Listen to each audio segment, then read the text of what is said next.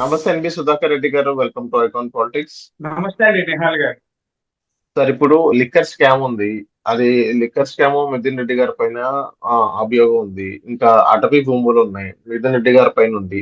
So Mithun Reddy గారి పైన మీరు పెట్టే కేసులో ఎంతో కొంత మిథున్ రెడ్డి గారితో లింక్ అయి ఉంది. కానీ ఏ కేసు కూడా మిథున్ రెడ్డి గారిని ప్రూవ్ చేయలేదు, మిథున్ రెడ్డి గారు తప్పు చేశారని చెప్పేసి మిథున్ రెడ్డి గారు అంటున్నారు. దాని పట్ల మీరేమంటారు సార్? కావాలనే మీరు వాళ్ళని టార్గెట్ చేశారు అని ఒక్కటే తప్ప ఇంకేం కనిపించట్లేదు అని వాళ్ళకి స్పష్టంగా చెప్తున్నారు. సో దాని పట్ల మీరేమంటారు? మిథున్ రెడ్డి గారిది నేను విన్నానండి. ఆయన మాటలంతా మా ఊరే కాబట్టి. మిథున్ రెడ్డి గారు పాపం ఆయన భయపడి, అంటే ఆ కేసులకు భయపడి మా మీద నిందలేస్తున్నారు. అంటే మా మీద అంటే ప్రభుత్వం మీద. ప్రభుత్వం భయపెట్టి ఏదో కంట్రోల్ చేసి డైవర్షన్ పాలిటిక్స్ చేస్తుందన్న ఆరోపణలు చేశారు ఆయన.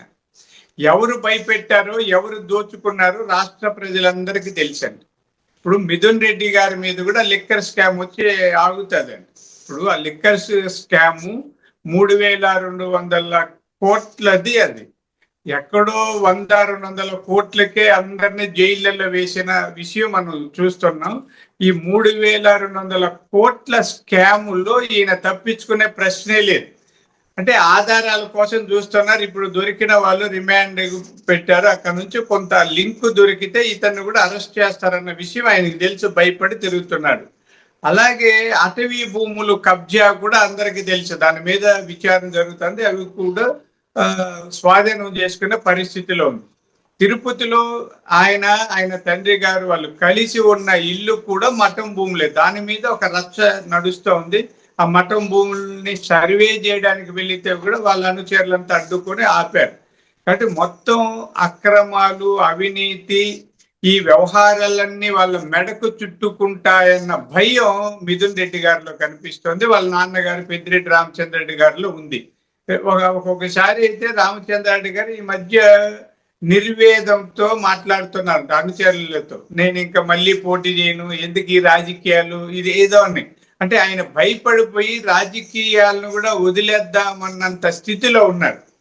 వాళ్ళకున్న భయాన్ని, ఆందోళన కప్పిపుచ్చుకోవడం కోసం చంద్రబాబు నాయుడు గారి మీద, లేదా తెలుగుదేశము, లేదా కూటమి ప్రభుత్వం మీద నిందలు మోపుతున్నాడు. కానీ ఆయన చెప్పే వాటిల్లో ఒక అక్షరం కూడా నిజం లేదు. ఆ నిజము, నిజాయితీ ఉంటే ఆయన చెప్పమనండి. వాళ్ళకి ఎన్ని భూములు ఉన్నాయి, వాళ్ళ తాతకి ఎన్ని భూములు ఉన్నాయి, ఆ తర్వాత ఇన్ని భూములు ఎలా సంపాదించారు, ఈ 1000 కోట్లు ఎలా అవుతాయి. కాంట్రాక్టర్లు అండి చాలా మంది ఉన్నారు. వాళ్ళు పెద్దిరెడ్డి రామచంద్రరెడ్డి గారు, మిథున్ రెడ్డి గారు మాత్రమే కదా కాంట్రాక్టర్లు. వాళ్ళకంటే ముందు నుంచి కాంట్రాక్టులు చేసిన వాళ్ళు జిల్లాలో చాలా మంది ఉన్నారు.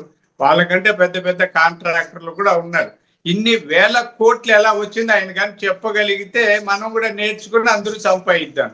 కానీ కానీ ఆయన మాత్రం అలా అలా ఏం చెప్పట్లేదు కదా సార్. ఇప్పుడు కావాలని మా పైన కక్షపూరిత రాజకీయాలు చేస్తున్నారు, డైవర్షన్ పాలిటిక్స్ చేస్తున్నారు అని మేము చెప్పిన దాంట్లోనే వాస్తవం ఉంది. వాళ్ళు చెప్పిన దాంట్లో మొత్తం అవాస్తవాలే అని మిథున్ రెడ్డి గారు చెప్పుకుంటూ వస్తున్నారు. మీరు ఈ వర్షం చెప్తున్నారు. అసలు ప్రజలు ఏది నమ్మాలో తెలియని పరిస్థితిలో ఉన్నారు. దానికి మీరేమంటారు? ఇప్పుడు దొంగ కూడా పోలీస్ స్టేషన్కి వస్తే అసలు నాకు ఏం తెలియదండి, నేను అమాయకుడిని అంటాడు. హత్య చేసినోడు అయితే నాకు కత్తిని చూస్తేనే వణుకొస్తుంది, నేనేం హత్య చేశాను అంటాడు. ఆధారాలు లేకుండా చంద్రబాబు నాయుడు గారు ఎవరి మీద ఏమి చేయరండి. ఈ ప్రభుత్వంలో అదే చెప్తారు. చంద్రబాబు నాయుడు గారు నిరాధారంగా ఎవరి మీద కేసులు పెట్టద్దండి, కక్ష సాధించద్దండి పోలీస్ అధికారులకు కూడా చెప్పారు ఆయన. వీళ్ళ మీద కక్ష కదే ఆయన అటవీ భూముల స్వాధీనం చేసుకొని అక్కడ ఒక పెద్ద గెస్ట్ హౌస్, రాజమహల్ లాగా కట్టుకున్న విషయం పత్రికల్లో చూస్తే అన్ని అందరికీ తెలిసిందే కదండి. అదే విజువల్స్ చూసాం, వీడియోలు చూసాం, అన్ని చూసాం. ఆయన ఇల్లు కూడా కబ్జా స్థలంలో కట్టారన్న విషయం కూడా తిరుపతిలో రచ్చ చేశారు. అవన్నీ కోర్టులలో ఉంది. పెద్దిరెడ్డి రామచంద్రారెడ్డి గారి భూముల వ్యవహారాలు ఎన్ని కోర్టులో ఉంది ఆయన కొడుకుని చెప్పానండి. హైకోర్టులో ఎన్ని ఉన్నాయి, స్టేల్లో ఎన్ని ఉన్నాయి, ఇంజంక్షన్ల మీద ఎన్ని ఉన్నాయి, ఏవే భూములు ఎలా ఉన్నాయి, ఎలా సంపాదించో చెప్పండి. ఇప్పటికి కూడా తిరుపతిలో చాలా భూములు ఉన్నాయి. మా తెలుగుదేశం పార్టీ నాయకుల భూములు కూడా కబ్జా చేసినవి ఉన్నాయి. ఇవందరికీ తెలిసిందే కాబట్టి దీంట్లో డైవర్షన్ ఏం లేదండి. ఇప్పుడు ఈ రోజు నిన్న చంద్రబాబు గారు చెప్పింది కాదు. చంద్రబాబు నాయుడు గారు రాకముందో లేకపోతే చంద్రబాబు నాయుడు గారు మొదటిసారి ముఖ్యమంత్రి అయింది 95లో. అంతకు ముందు నుంచి రామచంద్రారెడ్డి గారి మీద ఈ మఠం భూములు, ఈ అక్రమ సంపాదన కేసులు ఉన్నాయండి. ఇంకా కేసులు నాకు తెలియదుగా, హైకోర్టులో ఉన్నాయి. అవసరమైతే అవన్నీ కూడా డీటెయిల్స్ సేకరిస్తాం. సేకరించి మీ ఇలాంటి వాళ్ళకి ఇస్తాం. అప్పుడు చెప్పానండి డైవర్షన్ పాలిటిక్స్. మీకు అర్థమైంది కదండి. చంద్రబాబు నాయుడు గారు ముఖ్యమంత్రి కాకముందు నుంచే ఆయన మీద చాలా కేసులు ఉన్నాయి. భూమికి సంబంధించినవి, కుంభకోణాలకు సంబంధించినవి, కబ్జాలకు సంబంధించినవి, ఆక్రమణలకు సంబంధించిన కేసులు అనేకం ఉన్నాయి. అవన్నీ కూడా చాలా కేసులు హైకోర్టులో పెండింగ్ లో ఉన్నాయి. ఇంత సుదీర్ఘమైన అక్రమాల చరిత్ర ఉన్న వ్యక్తి ఇప్పుడు వచ్చి డైవర్షన్ పాలిటిక్స్ అంటే ఎట్లండి? నేను ఏమీ లేదు, నిన్న మొన్న నేను నిజాయితీ పడిని, చంద్రబాబు నాయుడు గారు మా మీద కక్ష సాధిస్తున్నారని చెప్తే అర్థం ఉంది. చంద్రబాబు నాయుడు గారు ఇంకా వెనక్కి వెళితే ఆయన 78లో ఎమ్మెల్యే అయ్యారు. అంతకు ముందు నుంచే రామచంద్రారెడ్డి గారి మీద ఇలాంటి ఆరోపణలు ఉన్నాయండి. అంటే చంద్రబాబు నాయుడు గారు ఎమ్మెల్యే కాకముందు నుంచి కూడా పెద్దిరెడ్డి రామచంద్రారెడ్డి గారి వ్యవహారాలు ఇవన్న విషయం తిరుపతిలో అందరికీ తెలుసు. కాబట్టి ఇక్కడేమి హఠాత్తుగా వచ్చి డైవర్షన్ పాలిటిక్స్ చేయడం లేదు. వాళ్ళ కుటుంబ నేపథ్యం, చరిత్రే అక్రమాలండి. కానీ ఇప్పుడు మిథున్ రెడ్డి గారిని అరెస్ట్ చేయబోతున్నారా? మీ కూటమి గవర్నమెంట్ మిథున్ రెడ్డి గారు కానీ ఇప్పుడు పెద్దిరెడ్డి రామచంద్రారెడ్డి కానీ వీళ్ళిద్దరిని అరెస్ట్ చేయబోతున్నారా? ఇప్పుడు లిక్కర్ స్కాము క్రిమినల్ కేసు కింద వస్తుంది. ఆ కేసుల్లో ఇప్పటికే 6 మంది అరెస్ట్ అయ్యారు, రిమాండ్ లో ఉన్నారు. మొన్ననే మళ్ళీ రిమాండ్ కూడా పెంచారు.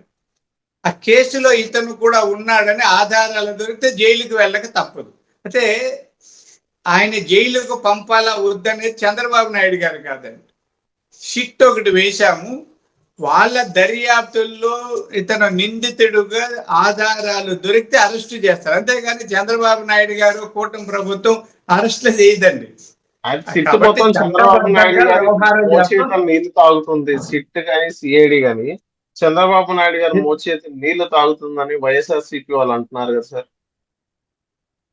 చంద్రబాబు నాయుడు గారు చట్టానికి గౌరవం ఇస్తాడు, విలువ ఇస్తాడు. చట్టం తన పని తాను చేస్తారు తప్ప చంద్రబాబు నాయుడు గారు చెప్పి అరెస్టులు చేసాడు కంటే అందరిని అరెస్ట్ చేసేదండి. జగన్మోహన్ రెడ్డి గారిని ఎందుకు బయట పెడతారు? ఆయన అరెస్ట్ చేసి లోపలేరు. చంద్రబాబు నాయుడు గారు చెప్తే అరెస్టులు జరగవు. చట్టం ఉందండి, కోర్టులు ఉన్నాయి కదా. అక్రమంగా ఎవరినైనా అరెస్ట్ చేస్తే వెంటనే హైకోర్టులో బెయిల్ ఇస్తారు. హైకోర్టుగా సుప్రీంకోర్టు ఉంది. ఈ న్యాయ వ్యవస్థలు ఉన్నాయి. మన రాజ్యాంగం చాలా పటిష్టంగా, విశిష్టంగా ఉంది. కాబట్టి ఇవన్నీ ఊరికే వాళ్ళు మా మీద బురద చల్లడం కోసం, వాళ్ళ తప్పులు కప్పిపుచ్చుకోవడం కోసం చంద్రబాబు గారి మీద నిందలు మోపుతున్నారు తప్ప వాళ్ళు చెప్పే మాటల్లో ఒక్కటి కూడా నిజం కాదండి. ఖచ్చితంగా జైలుకి వెళ్తారు. ఆ తర్వాత పెద్దిరెడ్డి గారికి సివిల్ కేసులు అండి, భూ కబ్జాలు అవి కూడా క్రిమినల్, సివిల్ వస్తుంది. ఆ కేసు పెట్టిన విధానాన్ని బట్టి అరెస్ట్ అవుతారా లేదా చెప్పగలం తప్ప అది మన చేతుల్లో లేదు. కూటమి ప్రభుత్వము లేకపోతే ముఖ్యమంత్రులు ఎవరు న్యాయం చేస్తామని చెప్పగలం, చట్టాన్ని అమలు చేస్తామని చెప్పగలం. కాదు ఎవరు ఎప్పుడు అరెస్ట్ అవుతారు అనేది కక్ష గట్టేమీ చేయడం లేదు. కాబట్టి ఆయనకి నా ఉద్దేశం అయితే మిథున్ రెడ్డి గారు కూడా ఎప్పుడో ఒకరోజు జైలుకు పోక తప్పదండి.